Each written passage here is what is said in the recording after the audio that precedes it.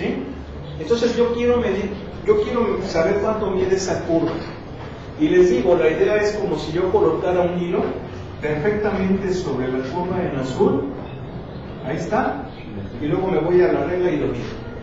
Esa es la idea. ¿Sí? Ahora, ¿cómo lo vamos a hacer con matemáticas?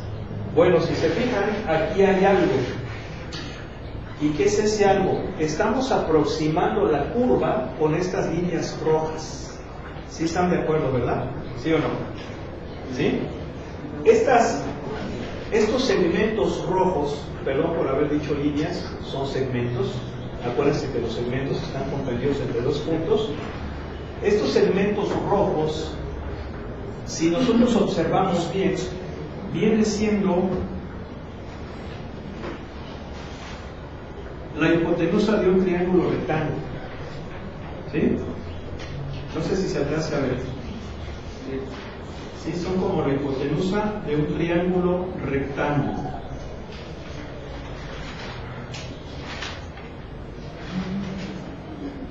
Cuyos catetos van a ser pues un incremento en X.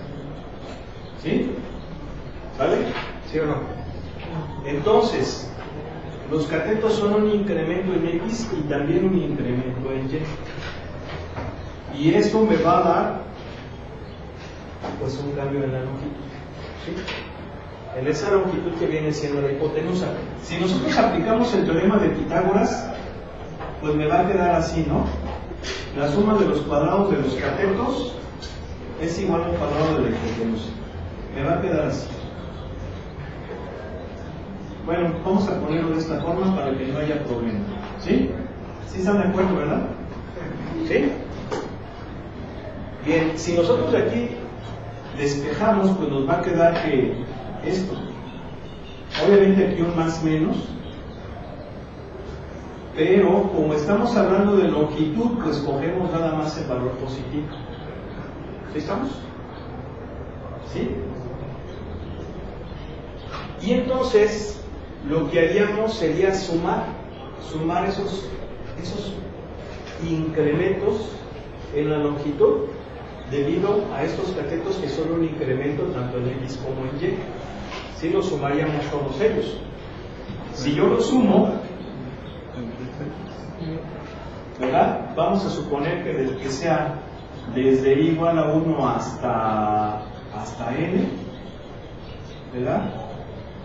Pues esto sería así, ¿no? Aquí al cuadrado más delta Y al cuadrado. ¿Sí? ¿Por qué? Pues porque esos incrementos no van a ser iguales. Pueden ser iguales en X. Y de hecho es lo que se hace, ¿verdad? ¿Sí o no? Que se hace esa partición. ¿Se acuerdan cuando vieron el tema de la integral, verdad? Vieron que esa delta X pues es un incremento experimentado por X que básicamente se obtiene al hacer una partición de un intervalo entre el número de partes en el cual estás analizando o estás haciendo esa suma. ¿Sí? Entonces pudiéramos aquí pensar que el delta X sí puede ser igual, pero el delta Y no, porque se va a depender de la función. Pero básicamente esa es la idea. Ahora, si yo por ejemplo hago que el número de particiones aumente, ¿verdad? Si n tiene infinito, ¿qué va a pasar? Pues lo que va a pasar es que delta X tiende a 0. ¿Sí están de acuerdo, verdad? ¿Sí o no? ¿Sí? Y si eso pasa, entonces ya voy a tener no una aproximación, sino el valor real de esa longitud. Y eso sería, pues prácticamente la integral desde un valor inicial a un valor final de ¿quién? Pues de estas cosas. Nada más se acuerden que cuando ya eso tiende a infinito, las delta X y las delta Y se convierten en diferenciales. ¿Sí o no? Sí. ¿Verdad? Bien, Padre Luis, mira. Ya sí.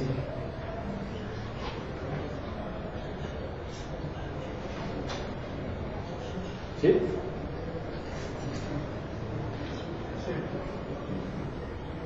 Ahora, aquí lo que ustedes hacían cuando vieron el cálculo integral, bueno, de hecho es así nada más, ¿Por qué?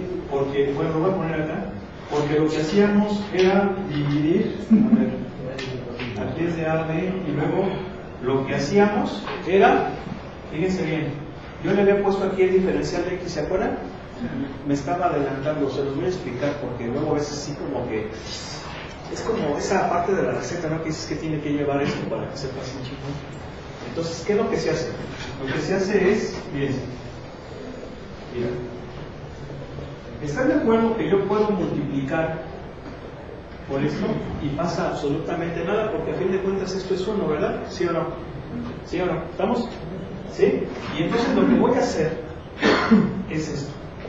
Se la voy a meter, el de X. Pero si se lo meto dentro de la raíz, ¿cómo va a entrar dentro de la raíz? Va a entrar como un cuadrado.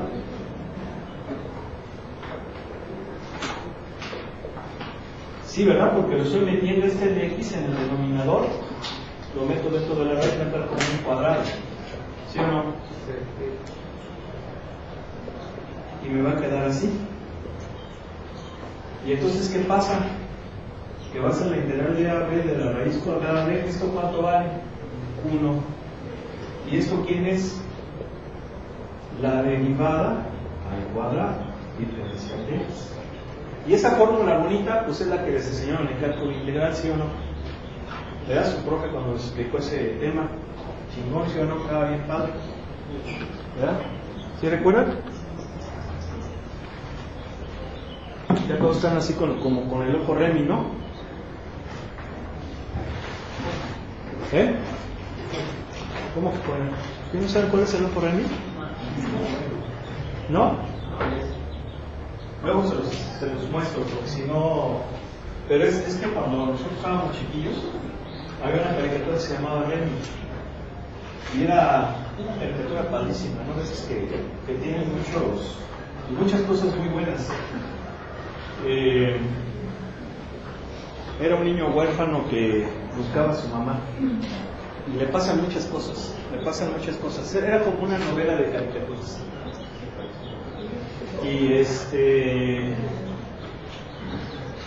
y empezaba muy triste, la entrada estaba muy triste y ya cuando acababa la caricatura el final estaba muy alegre, ¿no?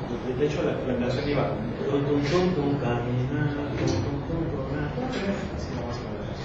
y entonces ponían el ojo de Remy y lo ponían así un ojo llorando, pero lo curioso es que no sabía si Remy en realidad el ojo era porque estaba triste o porque estaba contento, porque a veces cuando te pones contento pues también así como que ese es el ojito, ¿no?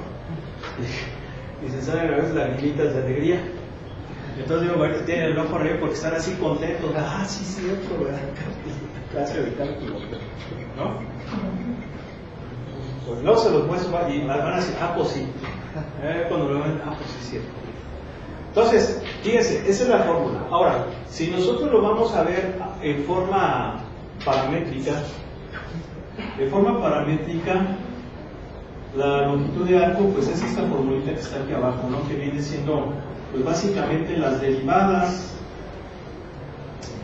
de las funciones paramétricas.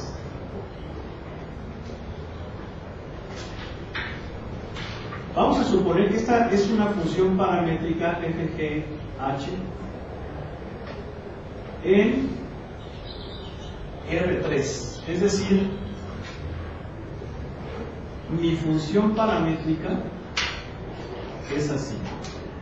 ¿Sí se acuerdan, verdad? ¿Sí o no? ¿Verdad? Ahora, una cosa muy importante, acuérdense que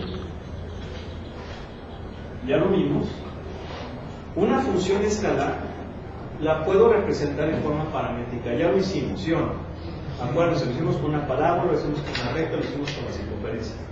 De función escalar a función paramétrica.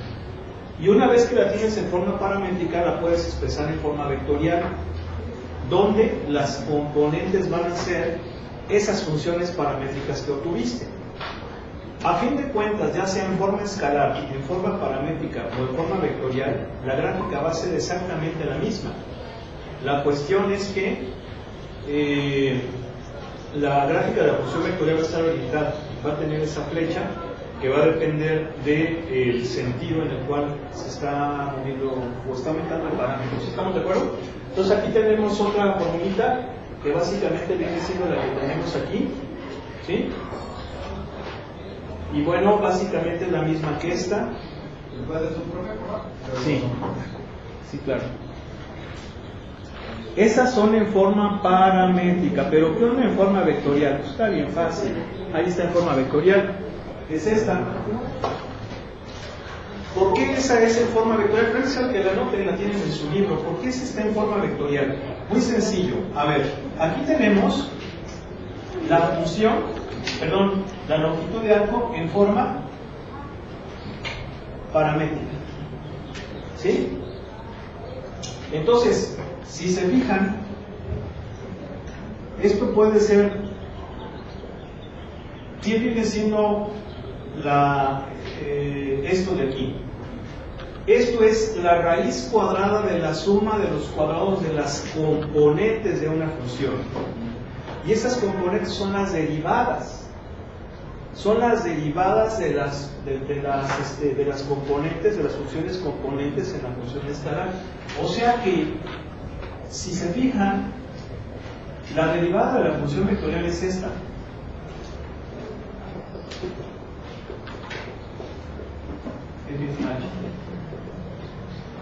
Entonces, si se fijan que este chorizo viene siendo la magnitud de la derivada de la función vectorial. Por eso es que lo podemos poner así. Bueno, ya no lo voy a poner con la raíz. La norma o magnitud de la derivada de la función vectorial. Esa sería forma vectorial. ¿Sí? Bueno, entonces ahí vamos muy bien. Pero, ¿qué pasa ahora? Viene un tema muy interesante. Ese tema interesante es este: función longitud de arco. Esto que está aquí. Función longitud de arco. Voy a poner la fórmula.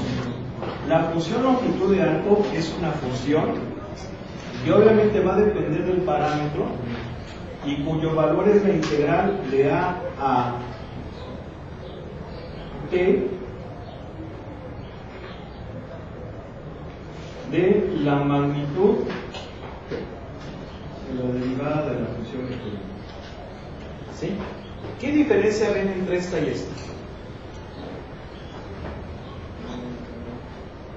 Sí, porque esta, recuerden que esta, ¿cómo se llama? Esta se llama longitud de arco, pero esta se llama función longitud de arco.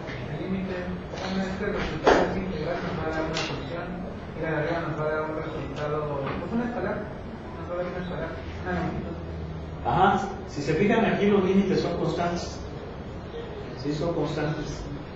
Entonces quiere decir que ahí va a ser un valor, va a ser un número, que va a ser la longitud, cuánto mide la curva de un valor A a un valor B.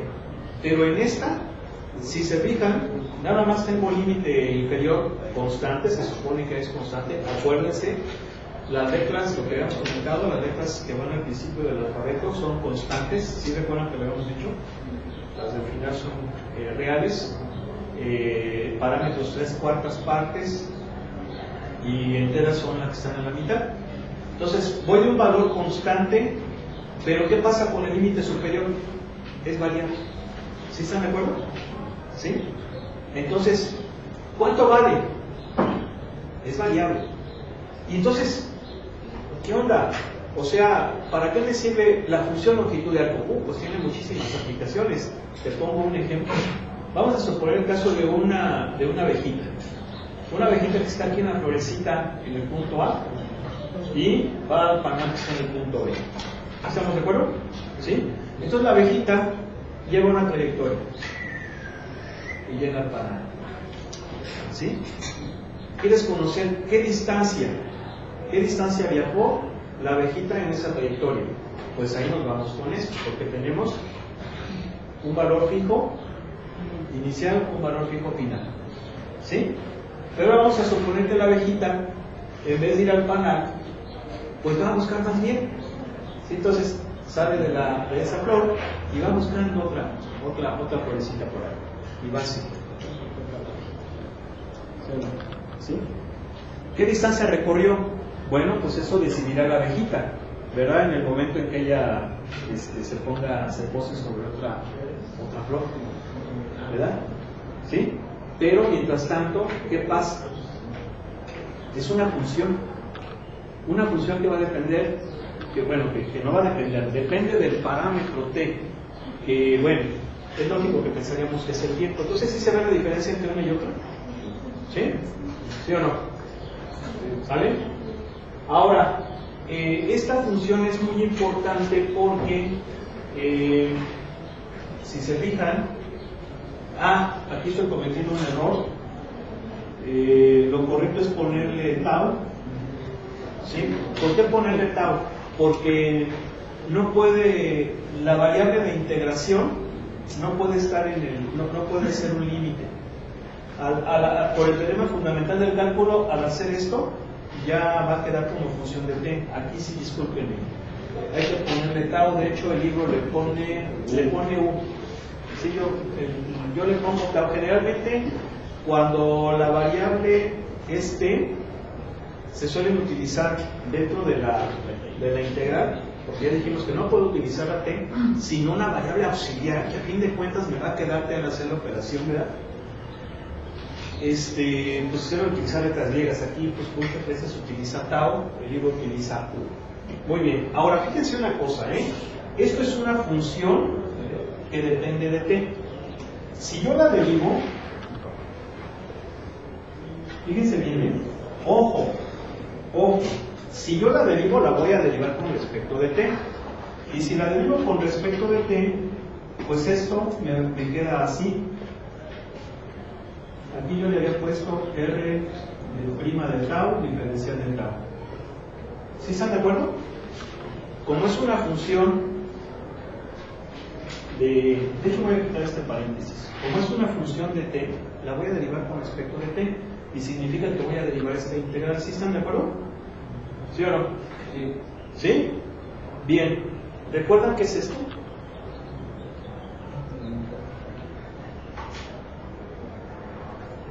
Eso es el teorema fundamental del cálculo. Acuérdense que hay dos versiones del teorema fundamental del cálculo. Una versión, la más conocida o la más utilizada, es esta.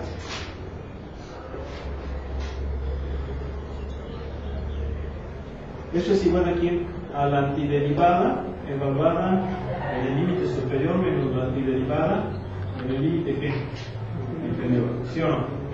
Siempre y cuando, ¿qué cosa? La derivada de la antiderivada se tiene el integrando, ¿verdad? ¿Sí o no? ¿Sí estamos? Bien, esa es la que siempre utilizamos, pero es una versión del teorema. La otra versión es menos conocida, pero pues sumamente poderosa. Incluso de esa surge esta, y esa es la que acabamos de poner.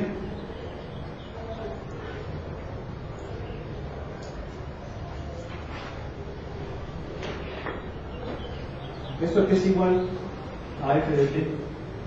¿Sí están de acuerdo? Sí. Y básicamente, ¿qué nos dice? Nos dice que la derivada de una integral, esta integral, es el integral. Prácticamente ahí estamos viendo la naturaleza de que la integral y la diferencial son operaciones inversas. ¿Sí están de acuerdo? Y esa formulita que les acabamos de poner, pues está ahí, ¿no? No sé si la estén viendo. Esta. ¿Ya la vieron? ¿Sí o no? ¿Sí? Y aquí está. El libro no pone esto, pero ustedes son bien inteligentes, por eso les quisiera estar en talabazón. ¿Verdad? Bueno, vamos a continuar. Curvatura. Ahora, ¿qué es curvatura? Bueno, pues yo creo que es fácil de entender lo que es curvatura.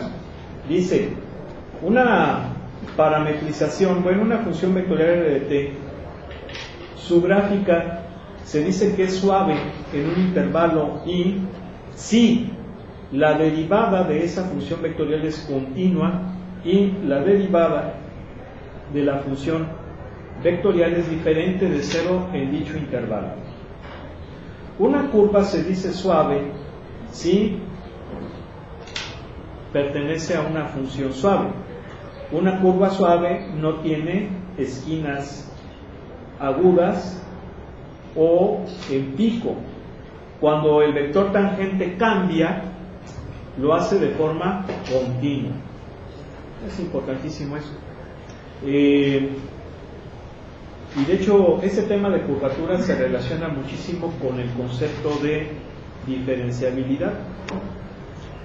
Acuérdense que, y de hecho el concepto de diferenciabilidad viene siendo el equivalente a funciones escalares. Si ustedes se acuerdan, la derivada, ¿qué viene siendo? ¿La derivada qué es? No qué viene siendo, ¿qué es la derivada? Pero en esencia, ¿qué es? ¿Qué es? Matemáticamente, ¿qué es?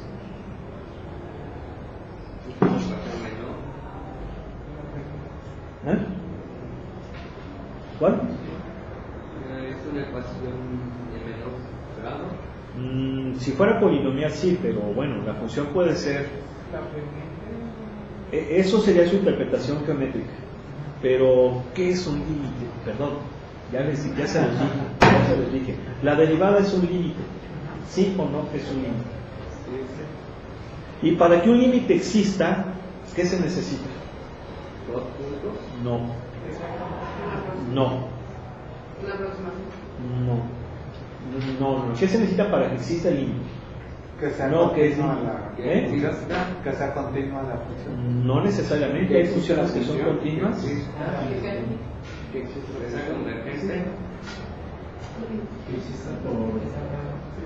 Que el límite por la derecha sea igual al límite por la izquierda. ¿Sí o no? ¿Sí o no?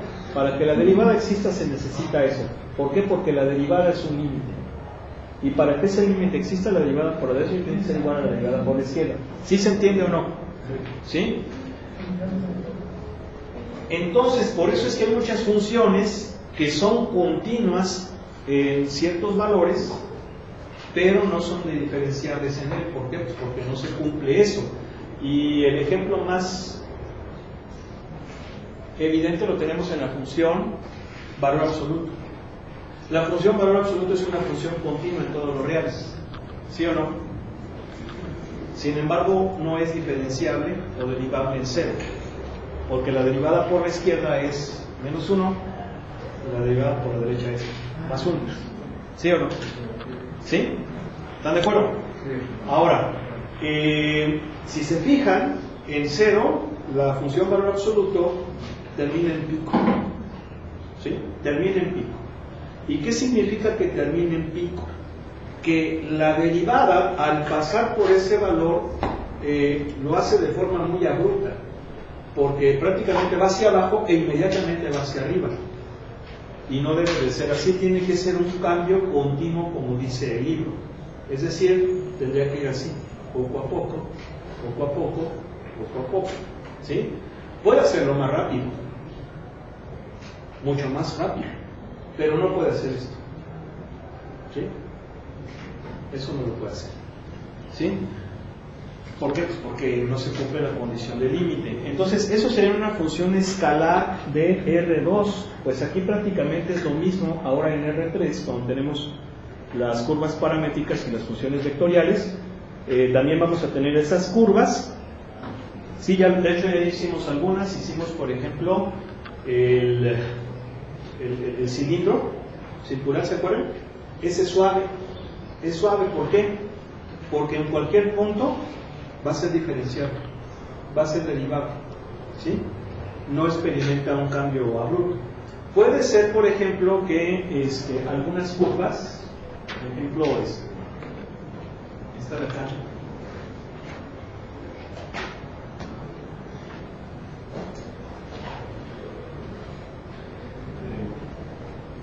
por ejemplo, esta curva, ¿no? Es suave. Es suave, ¿por qué? Pues porque obviamente la derivada, ¿verdad? La derivada que este es un límite y que matemáticamente está expresando cómo cambia la función con respecto al parámetro, aun cuando esto esté en 3D. Si bien puede hacerlo más rápido que otros puntos, todos ellos son continuos. Por ejemplo, en este intervalo, ¿verdad?, hay una curvatura menor en este intervalo, ¿no? Porque aquí ya la curva está más cerrada. ¿Sí? ¿Sí o no? En este intervalo, por ejemplo, de aquí a aquí, hay muy poca curvatura. Pero ya de aquí para acá, ya hay más curvatura que aquí. De hecho, aquí es el punto donde habría más curvatura en este intervalo, ¿sí o no? Sí, es fácil verlo, ¿no? ¿Por qué? Porque son los puntos donde está más cerrada la curva. Y obviamente esa cerradura geométrica, por así decirlo, pues implica un mayor cambio de la variable independiente con respecto a la variable, de la variable dependiente con respecto al independiente, que en este caso sería el parámetro. Bueno, este es el vector tangente unitario, ya lo habíamos comentado. Y aquí está la curvatura, fíjense, definición. Esta es la definición que está en ese libro de la curvatura. Nos dice: la curvatura de una curva se representa con la letra kappa, no es una letra K, no es la letra K, es la letra K griega, kappa, y si se fijan es la norma o la magnitud de la derivada del vector tangente unitario con respecto a la longitud de A. ¿Sí? ¿No me acuerdo? ¿Sí o no? Esta fórmula, hay que decirlo, que de hecho es propiamente la definición de la curvatura, nos mete mucho ruido, como que ya hay algo ahí que nos deja pues un poco preocupados. ¿Y por qué un poco preocupados? Porque si se fijan, estoy derivando a la longitud al vector tangente unitario con respecto a la diferencial de la longitud de arco, no con respecto de t. ¿Sí o no? Todo lo que hemos visto de funciones vectoriales,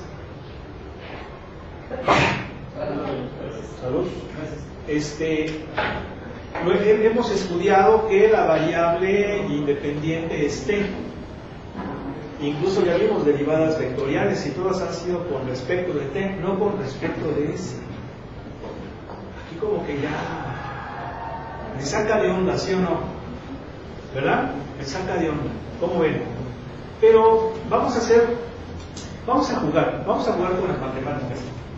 Y lo vamos a jugar para llegar a una definición o una fórmula más simple, más sencilla. A ver, yo estoy acostumbrado a jugar con diferencial de t. ¿Sí están de acuerdo, verdad? ¿Están de acuerdo? Entonces están de acuerdo que puedo hacer esto, ¿verdad? Estoy multiplicando por 1. No hay problema, aun cuando sea dentro del valor absoluto. Estoy multiplicando por 1. ¿Qué es esto? ¿Sí o no? Sí. Bueno, aquí vamos a aplicar la propiedad asociativa. Y si aplico la propiedad asociativa, me queda así, ¿sí o no? ¿Estamos de acuerdo? ¿Sí o no? Y aquí vamos a probar otra de las mieles de la notación de nuestro gran amigo Leibniz. ¿Por qué? Porque la notación de Leibniz es tan clara, me permite hacer cosas como esta. ¿Sí están de acuerdo que esto es lo mismo que esto? Esa es una de las maravillas de la notación de Leibniz. Sin la notación de Leibniz difícilmente se podría ver eso, ¿verdad?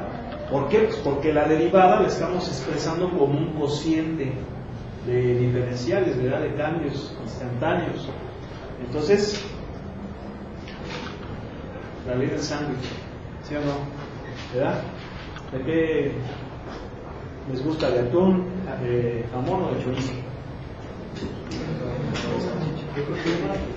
¿Entienden? ¿Sí o no? Sanduichito por ahí.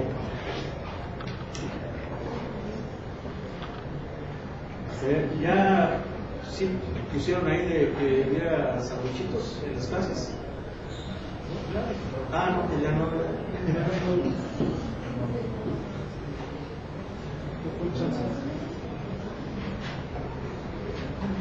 Ahorita.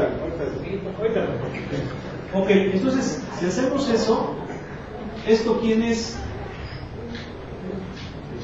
Esto es la derivada del vector tangente con respecto del T-motor. Como mi variable independiente es T, todas las derivadas, primas, biprimas, ya sé que si son así son con respecto de T.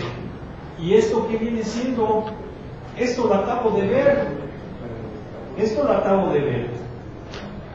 Pero para que lo vean mejor, ahí les va. ¿Están de acuerdo que puedo hacer esto? Me voy a ir paso por paso, porque si no, no lo van a disfrutar. ¿Sí están de acuerdo o no? Esa es una propiedad. El valor absoluto de un producto es igual al producto de los valores absolutos, ¿sí o no? O de las normas, pues. Y entonces, fíjense, este me va a quedar así, y este cuate me queda así. Este cuate ya lo conozco, se los acabo de presentar, ¿sí o no? ¿Sí o no era ese? Bueno, no es cierto. Ah, no es cierto. Ok, ahí te va. Mira. A ver, ¿sí están de acuerdo que el cociente de un valor absoluto es el cociente de los valores absolutos? Oigo. Sí. Y fíjate, ¿cuánto vale 1? ¿Cuánto vale esto? Ese ya es el que te había presentado. ¿Sí o no? ¿Este cómo se llama? Se llama R' de T. ¿Sí o no? Lo acabamos de ver. Ahí está. Y entonces, ¿qué es igual? Ah, pero aquí me faltó el valor absoluto. Mira. Ahí está. Y todavía le podemos ver su manita de gato, su chainelita, y yo me quedo así. Y ya todo está en función de T, ¿sí o no? ¿Verdad? ¿Sí? Mira, ahí está todo el chorizo. ¿Sí o no? Entonces ya tenemos dos fórmulas para la curvatura. Muy bien. Bueno, a ver, este tema de la curvatura les digo, es fascinante. Aquí hay otra fórmula para la curvatura. En realidad, miren, ya llevamos dos, pero aquí hay una tercera. Dice, la curvatura de la curva dada por una función vectorial R vector de T es también esta. Si se fijan, es la norma del producto cruz de su derivada con la segunda derivada de T entre la norma de la derivada de la función vectorial de la curva. ¿Sí? No la vamos a demostrar, recuerden que es un teorema y no la vamos a demostrar no porque sea difícil, en realidad no lo es. De hecho, muy probablemente venga más adelante un ejercicio donde no quiera demostrarlo. Entonces, si quieren, lo demostramos. Van a decir, ay, pues ponen el examen, pero ahorita, como diría mi cuate Clavillazo, no, la cosa es calmada, ¿sí o no? ¿Verdad? O sea, tranquilos, porque si no luego ya ven que ahorita. Aquí hay otra fórmula para la curvatura. Fíjense, esta es la cuarta fórmula. ¿Cuándo vamos a utilizar esta? Cuando tengamos funciones escalares. Si se fijan, prácticamente ahí estamos jugando con derivadas de función escalar. Entonces, cuando sea esa estructura, vamos a aplicar esa fórmula. Que todas están conectadas. De esta, fíjense cómo de la original salió esta, que acabamos de demostrar.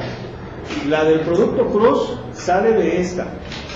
Y luego si se acuerdan que nos fuimos de escalar a vectorial y luego de vectorial a escalar, cuando vimos lo de una curva, ¿sí o no? ¿Sí? Si quieren, ahorita hacemos un ejercicio y ahí está cuando es escalar. Y luego viene este tema que también está buenísimo, ¿sí? Yo diría que es uno de los temas pues más fascinantes de lo que viene siendo cálculo vectorial. Esto sí es cálculo vectorial, aquí sí podemos hablar de que esto sí es los temas iniciales de cálculo vectorial, y es precisamente el vector normal y binormal. Recuerden que ya vimos tres vectores. Ya vimos el vector tangente unitario. Ahora vamos a ver estos dos vectores que también, al igual que aquel, son vectores unitarios. Si se fijan, dice aquí, en un punto dado de una curva suave, existen muchos vectores que son ortogonales al vector tangente unitario. Nosotros podemos observarlo debido a que la norma del vector tangente unitario es 1. ¿Y por qué es 1? Pues porque es un vector unitario, si no, no tendría sentido. Dice, para todo t. Nosotros sabemos esto es importante que lo anoten ahí en su formulario, pero quiero que lo apunten en su formulario, ¿ya? O sea, no vayan ya tienen que hacer formularios, ¿sí? Esa fórmula ya la comprobamos. ¿Sí se acuerdan? Creo que la comprobamos la clase pasada. Y la demostración consistía en comprobar que para cualquier vector constante se cumplía eso. Esa ya la demostramos, ¿eh? ¿Sí o no? Creo que fue la última clase. ¿Ok? Entonces dice, a ver, vamos a ver por qué nos dice eso. Fíjense bien. Vamos a suponer que yo tengo esta curva en el espacio, ¿sale? ¿Sí o no? ¿Sí? Para cualquier valor de t le corresponde uno y solamente un punto. Esto también ya lo vimos porque incluso hicimos gráficas de funciones, ¿sí o no? Vectoriales. A cada valor de t le corresponde uno y solamente un punto. Sin embargo, sí puede haber puntos que le correspondan dos valores de t. Eso no rompe el concepto de función. Por ejemplo, aquí, si se fijan, va a haber un instante en el cual está aquí y luego va a haber un instante distinto donde nuevamente va a pasar por ahí. ¿Sí estamos de acuerdo o no? ¿Sí? Bueno. El problema con esto, bueno, no problema, sino que tenemos ahí infinitos puntos. Aquí tenemos T6, T7, etc. ¿Ok? Bien. En cada uno de esos valores de t, si se fijan, la curva es suave. En este caso es suave. ¿Sí o no? Y si es suave, ¿qué significa? Significa que es diferenciable o derivable en ese punto. Y si es derivable y diferenciable en ese punto, significa que existe el vector tangente unitario. ¿Por qué? Porque el vector tangente unitario, ¿a qué da igual? A la derivada de la función vectorial entre su norma. ¿Sí? Entonces, si es suave, vamos a tener eso. ¿Sí o no? ¿Sí?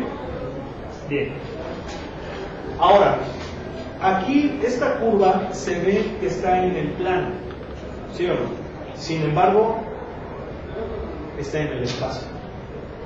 ¿Sí? Nada más que pues yo al dibujarla pareciera que esté en el plano, ¿verdad? Porque lo estoy haciendo en el pizarrón. Pero vamos a suponer que yo pongo mi ojito o que pongo aquí, ya ven ustedes sí, cuando llega pues alguien así que les llama la atención, ¿verdad? Ese es ahí, ¿no? El ojito. Entonces, si pones aquí el ojo, lo que vas a ver es esto. ¿Sí o no? ¿Y dónde es el vector tangente unitario? Pues aquí mismo. ¿Sí? Pero va a haber varios vectores normales, perpendiculares a el vector tangente unitario. ¿Qué es lo que nos está diciendo ahí? Dice, existen varios vectores que son ortogonales al vector tangente unitario. ¿Sí se entiende? ¿No hay? Bien. Entonces, esa propiedad que ya vimos allá, que ya comprobamos, hay una cosa aquí importantísima. ¿Se acuerdan que comprobamos esto, verdad? ¿Sí o no? A ver, ¿esto qué significa?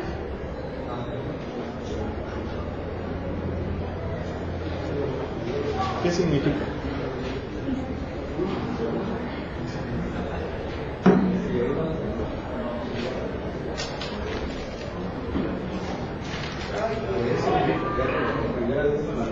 Se despabile. ¿Qué significa? Que son ortogonales, que son perpendiculares, que su producto punto cero, ¿sí o no? ¿Sí? ¿Sí o no? ¿Sí? Es decir, el vector y su derivada son perpendiculares, pero no es alotón, siempre y cuando que sean vectores constantes, bueno, cuya magnitud sea constante. ¿Sí están de acuerdo? Quizá diferente de ser, obviamente. Bueno, entonces aquí nos dice, notar que el vector, la derivada del vector tangente unitario, por sí mismo no es un vector unitario. O sea, este compita sí es unitario, porque es el vector tangente unitario, pero este cuate no necesariamente. ¿Sí? Ese no necesariamente. Pero, ¿cómo lo hacemos unitario? Pues dividiendo entre su magnitud. ¿Sí? Ahora, yo sé que este vector es perpendicular, normal. ¿A quién? Al vector tangente. Como este vector es normal al vector tangente, pero no necesariamente unitario, yo al dividirlo entre su norma, ya lo hago unitario. ¿Sí o no? Oigo. Y este vector se llama vector normal. Normal unitario. Normal a la curva. Entonces, yo sé que en estos puntos tengo al vector tangente. ¿Sí se fijan, verdad? Acuérdense que el vector tangente se llama así porque es tangente a la curva. En ese punto, ¿sí o no? ¿Sí estamos de acuerdo? ¿Sí o no? ¿Sí? Oigo. Bien. Y ese vector es perpendicular al vector tangente. Bien.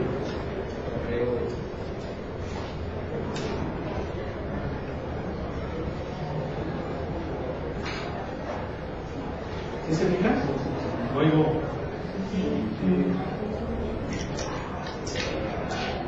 Ahora, este vector normal puede ir hacia acá o puede ir hacia acá. ¿Hacia dónde va? Bueno, en realidad va hacia el otro cóncavo de la curva. Sí, va hacia adentro, aunque eso lo vamos a checar más adelante. Sí, de hecho, no lo dice. No lo dice.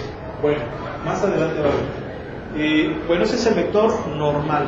Y ahora vamos a ver lo que es el vector binormal. El vector binormal, que se representa con la letra G, es un vector unitario también. ¿Por qué va a ser un vector unitario? Porque es el producto cruz del vector tangente con el vector normal. ¿Sí? Como esos cuatro son unitarios, etc. Ahora, si este vector es el producto cruz de estos dos vectores, ¿cómo va a ser? Una matriz.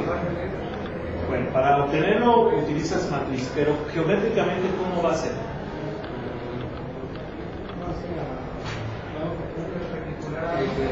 Perpendicular al vector tangente y al vector normal. ¿Sí o no? ¿Sí? Perpendicular. Entonces, más o menos sería así. Está. Para este, pensemos que sea así. Para este, pensemos que sea así. ¿Sí? ¿Sí estamos de acuerdo? Sí. Y entonces, ¿qué tenemos? Tenemos lo siguiente. En cualquier punto de la curva donde ésta sea suave, vamos a tener tres vectores: el vector tangente, el vector normal y el vector binormal.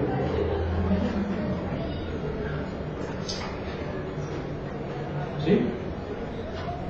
Si se fijan, estos tres cuates son unitarios. ¿Sí? Y si se fijan, tienen ciertas propiedades interesantes porque están constituyendo un frame, así se le llama un frame, o un marco, o una estructura que se conoce como TLN o TNB. ¿Sí? Vamos, como que nos recuerda mucho a los IJK, que son los vectores base. ¿Sí? Y hagan de cuenta, supongo que esa es la trayectoria, ¿no? La trayectoria que describe la función vectorial. Entonces, en cada punto de esa trayectoria está ese frame, que es el vector tangente, el vector normal y la binormal, y hagan de cuenta que va a ser una cosa como esta, en cada punto, como que se va a ir moviendo, como que va a ir teniendo ese tipo de comportamiento. Y ese tipo de comportamiento que se parece como al de un avión, no sé si sepan, los aviones tienen fundamentalmente tres tipos de movimientos, ¿verdad? Que son los el movimiento de alabeo, el de cabeceo y el de guiñada. ¿Sí? Es como que tiene ahí algo parecido, no hagan de cuenta que es como si fuera un avión, ahí en esa trayectoria, y se va moviendo, ¿sí? Se va moviendo. Y obviamente este movimiento que va haciendo ese frame nos da origen a otro parámetro muy importante que se llama torsión. Ahora, todo esto que estamos viendo aquí, pues son las bases de lo que se conoce como geometría diferencial, que es una geometría bastante poderosa. Es que ya se acabó, ¿eh? Yo me quedé faltando. Bueno, vamos a dejar de aquí, continuamos mañana.